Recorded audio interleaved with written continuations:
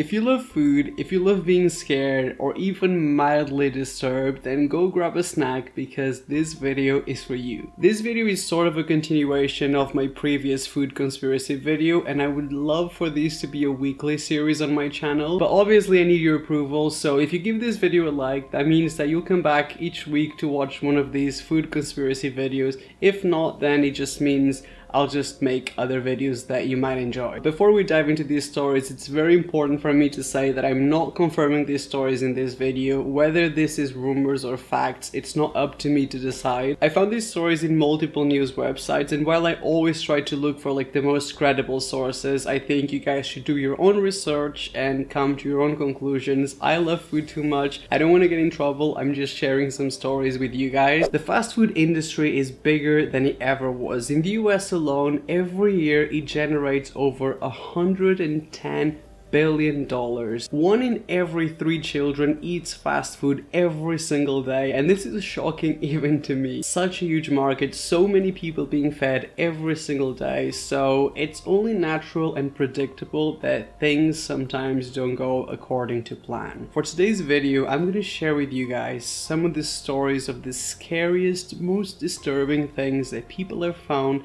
in their food and in their fast food. Trigger warning, it's not pretty and it might make you look at food very differently, at least for the next days. This first story is actually very recent. This is from 2016 and I actually found this on the ABC News website. So this woman from New Hampshire went to the grocery shop to do her shopping, and then she gets back home with all the food that she bought. When she tries to open this box of grapes that she bought at the supermarket, she looks inside and she finds a black widow spider. This is actually one of my worst nightmares. If you don't know what a black widow spider is, it's an extremely scary spider. Even though it's so tiny, if it actually bites you, it can cause a severe reaction. Some of the symptoms include rashes, some people can't even breathe, and I even found this case from like a long time ago in Spain where someone actually died from being bitten by a black widow spider. Just talking about spiders right now, it's making me feel like so weird. I feel like I can almost feel the spiders crawling up my legs right now. That's how scared I am of spiders. So here's what the lady had to say. As I was washing some of the grapes in bunches, I noticed there were some cobwebs. I started getting a little paranoid since I've heard stories about spiders in grapes, so I picked up the bin and there it was. A big, huge black widow spider at the bottom of the container. I hate this story, but I promise you the next time you guys go to the supermarket and you're buying grapes, there's no way you're gonna open the box and not look inside to see if you can find a spider. I actually think this story is very much plausible because if you buy organic stuff, that's what you get. This is why you're much better off being trashed like me and then not eating fruit or vegetables. I did some more research, and the amount of times that people have found animals or living creatures in their food is honestly insane. Just as an example, in 2015 in Queensland, this guy who's working at the supermarket is just unloading these boxes of eggplants and putting them on the shelves. A red-bellied black snake actually attacks this man and bites him, and the poor man is just literally just trying to do his job. He's not expecting this at all. I'm not scared of snakes nearly as much as I'm scared of spiders, but this story really hits me. I don't work at that supermarket, but I'm pretty sure it's time to move jobs. That's like a sign. Just so you have an idea, on the same year, on a complete different country, this time in Austria in Europe, this woman went to the supermarket. She's driving home, she's got all her groceries in the car, and then she looks in the rearview mirror and she sees a snake coming out of the bananas that she just bought at that supermarket. A snake is inside the car with her and there's nothing she can do. She's just driving the car. I don't even know what I would do, just being in such a small space with a freaking snake right behind you and not being able to do anything. That's actually my definition of hell, and I'm never eating bananas ever again. Bananas are officially cancelled. My first story wasn't very much like fast food-ish, but don't worry, we're gonna get there. This next story is so wildly disturbing that I'm just gonna apologize to you in advance, and this is by far the most scary, weird one, bizarre in this whole video, and it's about one of my favorite fast food places of all time. Wendy's. Funny enough, my favorite food at Wendy's is the chili, and this is what this story is all about. This is seriously heavy stuff, but in 2005, a woman from Las Vegas, a 39-year-old woman, claims to have found a human finger inside her chili at Wendy's. This witness that was actually at the restaurant when it happened said that the women began screaming and saying, "Don't eat it, there's a human finger in my chili." He also said that the object appeared cooked and it seemed to have a long fingernail at the end. 3 people apparently got sick from just watching this whole thing going down, understandably, and then the health department actually came and collected the finger and put it in a freezer. And if you think you know where this is going, let me just tell you that the very next day the health department came and said that yes, it was indeed a human finger. And they also ruled out that it didn't belong to anybody working at Wendy's because, I mean, I guess that's not very difficult. This is when it becomes even more interesting because Wendy's was so sure they've done absolutely nothing wrong, there was no way a finger could be there, that they actually offered a reward of $50,000 for anybody who's got any information about the finger. The police also started doing some research about this lady and immediately a lot of red flags started coming up. First of all, this lady had a lot of legal cases against other fast food places, and second of all, her aunt had recently passed away. So some people started believing that this lady put a dead person's finger inside the bowl of chili. With all this attention surrounding this lady, she actually decided to no longer pursue legal action against Wendy's, which obviously only made people more suspicious because clearly there's something wrong here and there's something she's hiding, but people couldn't quite put their finger on what it was. And then obviously, because of Wendy's $50,000 reward, it started to attracting a lot of attention, so a lot of weird things started happening. Now, this other lady from a neighbor town claimed to have been attacked by a tiger, and then she lost the finger in the process, and she claimed that it was her finger, but they actually ran some DNA tests, and turns out, not her finger. And this is my favorite part of the story, because Wendy's, being the badass company that they are, they actually raised the offer from $50,000 to $100,000. And you can guess what happens next? Yes, the lady actually got arrested. It turns out that this finger actually belonged to this woman's husband's work colleague, and he actually lost his finger in a work accident. This woman actually stole a finger, put it in a bowl of chili, just so she could sue Wendy's. I need the book, I need the movie, I need the Netflix special. This is like one of the greatest stories I've ever heard. According to the news stories, this woman and the husband were sentenced to 9 and 12 years in jail, but I think they only ended up being in jail for like 4 years. Don't come for my girl Wendy's because she will fight back. And I love that. I honestly need a minute before I move on to the next one. This next story dates all the way back to 1986, and it's so incredibly horrible that I just had to include it in this video. My source for this one is the front page of the New York Times. That's how big this story was at the time. So allegedly this lady is feeding her baby some of those baby foods that come in a jar when she notices that the baby's not really eating the food. He's like spitting the food back to her. So obviously this mom is very worried. She checks on the baby's mouth, and what she finds is so incredibly disturbing. She finds little bits of glass and blood everywhere, all over the baby's mouth. And this is when it gets even worse. This not only happened to this lady and her baby, this happened in 30 different states all across America. So I think they did an investigation at the time, and the FDA said that they checked all these bottles of baby food, and 21 out of 137 had glass in it. Like baby food. This is a brand of baby food, probably the leading brand of baby food at the time. And this is one of the most messed up parts because people were so worried, especially people who had babies, that they asked for them to remove all the Gerber baby foods. I'm not sure if that's how you pronounce it. And the health officials at the time said, actually, no, there's nothing we can accomplish by removing the baby foods. So they just allow them to carry on selling all these bottles of baby food that potentially had glass in it. I guess eventually things went back to normal with this brand because I actually checked the Walmart website like right now, and I found that that's actually one of the leading, if not the #1 baby food brand right now. So they clearly got over it, and no one really remembers that this happened in the 80s. Even though I got my information from the New York Times, I don't know exactly how factual this is, but this is incredibly scary that not only happened, and it must have been terrified for all these parents and for the babies, but also the health people said, you know what, there's nothing we can do, we're just gonna have to wait for this to go away. Like, people's lives were in danger, babies. I think that's terrifying. For some variety, this next one actually happened in England, but it doesn't make it any less scary. So the year is 2009 and this man went to the supermarket in Oxford. I think his name is Stephen, and he just bought a loaf of bread. Poor Stephen just wanted a slice of bread. So Stephen comes home with the bread and he unwraps the bread and removes all the plastic, and what he finds in it is so disgusting that I don't even want to say it. Not only was a mouse, but the mouse was cooked into the bread. It was mixed with the dough. This actually makes me feel sick. When Stephen was picking the bread at the supermarket, he looked at it and he noticed he had some dark spots, but he just thought that the dough wasn't very well mixed, which is a fair assumption. But he got home and he realized that the very not well mixed piece of bread,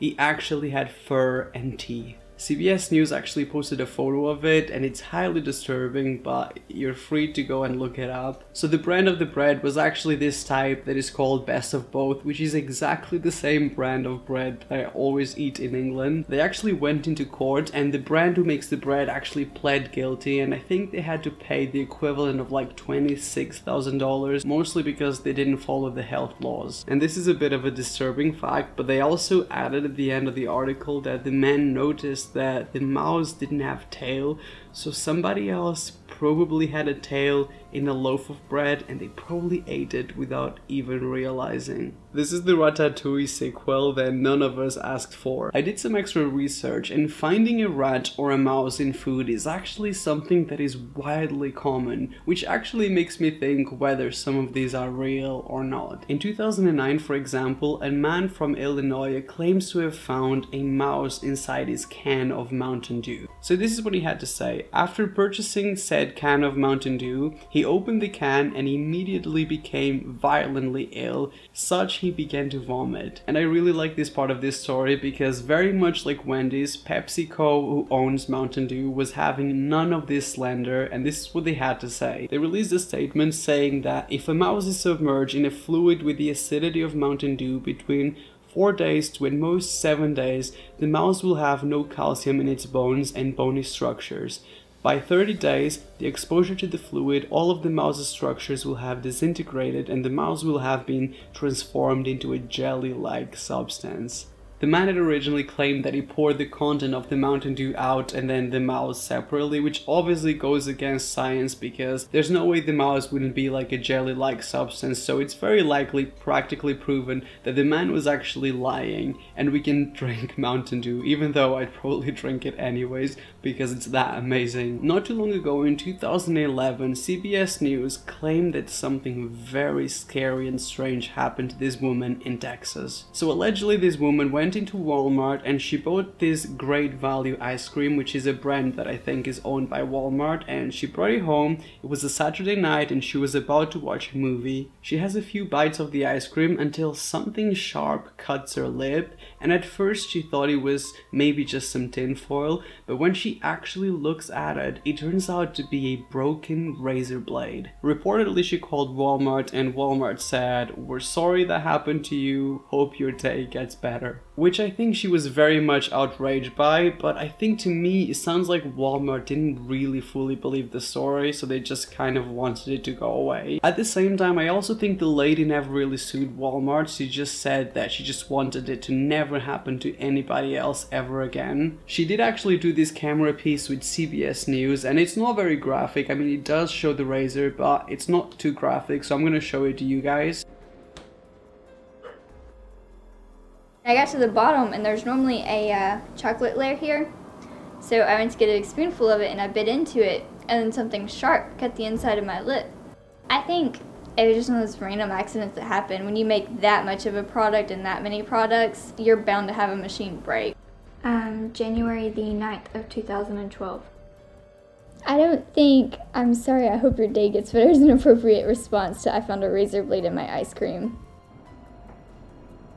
I think this is one of those in which it's very difficult to tell if someone is lying or saying the truth.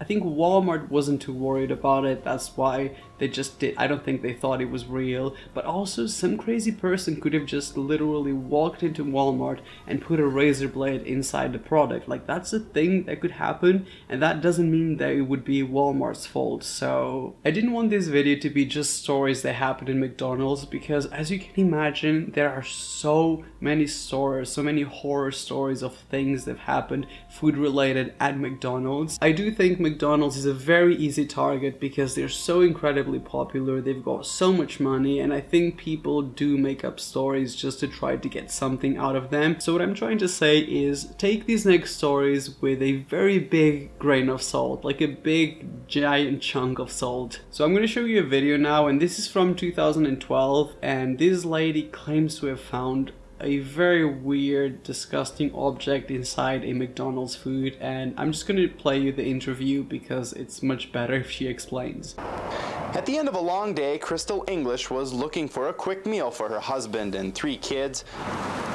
And at the end of that meal, her family was anything but satisfied. My husband got down to his last bite, and he dipped it into his ranch pocket and pulled it out, and there was a Band-Aid stuck in his ranch. After an order at this Rathdrum McDonald's, Crystal's husband took it back to their nearby home. She says that Band-Aid, which she saved to show health officials, was stuck in the burger. I was like, oh my gosh. First thing that comes to mind is really, what kind of diseases can be transferred from that? You never know. By Idaho state law, food workers are not required to wear gloves, but according to the law, there can be no bare hand contact with ready-to-eat food. So workers often use a spatula or tongs. Regardless of whether it's a requirement or not to wear gloves, it should be worn regardless of anything. The Panhandle Health District says it's doing an inspection to try and get to the bottom of what happened. And if there is a process concern or a violation of the Idaho Food Code, then we take action to make that correction. That's disgusting. Meanwhile, Crystal English says the fast food ban, at least in her home, is indefinite. Forever. Forever. I'm never eating fast food again. My kids will no longer eat fast food. Nothing. Now, rest assured, quote, we take matters regarding food safety and quality extremely seriously. I strongly caution anyone from drawing conclusions without having all the facts. We take these matters very seriously. We have taken immediate action to investigate this claim and gather the facts, end quote. Now, that's from Terry Skubitz, who is the McDonald's franchisee in Rathdrum. What I'm going to tell you now is just my opinion, obviously, but I've actually been inside a McDonald's kitchen and everything was so meticulously clean, like so incredibly clean. Personally, I can't imagine this happening. I mean, I'm not saying that the lady is a liar, just according to my experiences I've had with McDonald's, I can't see this sort of stuff happening, but obviously mistakes happen in every job in life. So this next McDonald's story is the one that most of you guys have requested. This is the one you guys wanted me to talk about in this video because it's so incredibly popular. This actually happened a long time ago, I think in the year 2000, but a woman claims that she went into McDonald's, she ordered some chicken wings, and when she opened the box, she found a breaded, deep-fried chicken head. A decapitated chicken head that literally looks like a chicken nugget except for the shape. I've told you so many stories by now that you probably already know what's gonna happen next. Of course, this lady got herself a lawyer and she intended to sue McDonald's. There's actually clear photos of the head. This actually got a lot of press at the time, so I'm gonna show you an interview from 2000, so it might not look the best, but... Folks, we are not making this up. Imagine finding the fried chicken head in your order of wings from McDonald's. Look at this. You can see the beak, the eyes, everything battered and fried. This new addition to the McDonald's menu showed up in a carton after one Virginia mom pulled up to the Golden Arches to feed her kids. Now she is warning everyone to check your food before you take a bite. This officer from the US Department of Agriculture at the time basically dismissed all these ladies' claims because apparently when you kill a chicken to turn it into like chicken wings or whatever, the head is like the first thing that comes off. So the people in the agriculture industry didn't really believe that the head would go through every single process all the way to being deep fried without anybody else noticing. It just didn't seem very plausible to them. I tried to find what happened in this case because I was actually very interested, but I couldn't find anything, so maybe it got settled. I don't know exactly what happened, or just completely dismissed, but I don't think it got anywhere. But I actually found a very similar case from very recently, but this time it happened with KFC. In June of 2015, a man posted a photo on Facebook of what he claimed to be a deep fried rat. I've looked at the photo for an abnormal amount of time, and I've got to be honest, it doesn't look like a rat to me. Like, it just looks like an irregular piece of chicken, but that's always the way it is because it's battered, so it never looks exactly like this perfectly shaped piece of chicken. Very much like Wendy's, KFC took this incredibly seriously, so they came forward with a Facebook statement as well that said, "KFC takes customer claims very seriously and we are continuing to investigate this matter. Our chicken tenders often vary in size and shape, and we currently have no evidence to support this claim." They tried contacting this man, they gave him a phone number, an email address, and the man never replied. He never said anything, as you're probably already imagining. People were still so interested in the story, so KFC had to actually come forward with a statement basically saying that this was just a hoax. The images the customer originally posted do not include this second angle because it clearly shows it's a piece of hand-breaded white meat chicken. Whether it's KFC or McDonald's, I think I've shown you that there are people out there who come up with the most insane narratives just to try to get money out of the fast food industry. And while it's fun to hear all these conspiracy food theories or just like these crazy stories about things that happen, this is why I always tell you guys to take everything with a grain of salt, try to do as much research as you can, and sometimes you actually get the truth. Some of these stories were actually deeply disturbing, but others were a little bit almost comical, but nevertheless, I hope you guys enjoyed this video. There are so many more stories, but I didn't want to go too deep because I've never made a video like this before, so I'm not entirely sure of what you guys' reaction would be.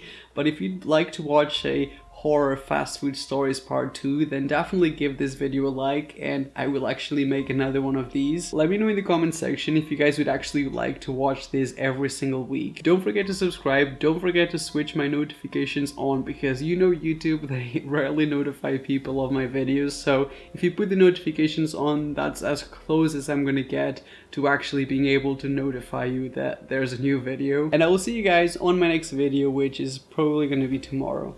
Bye bye.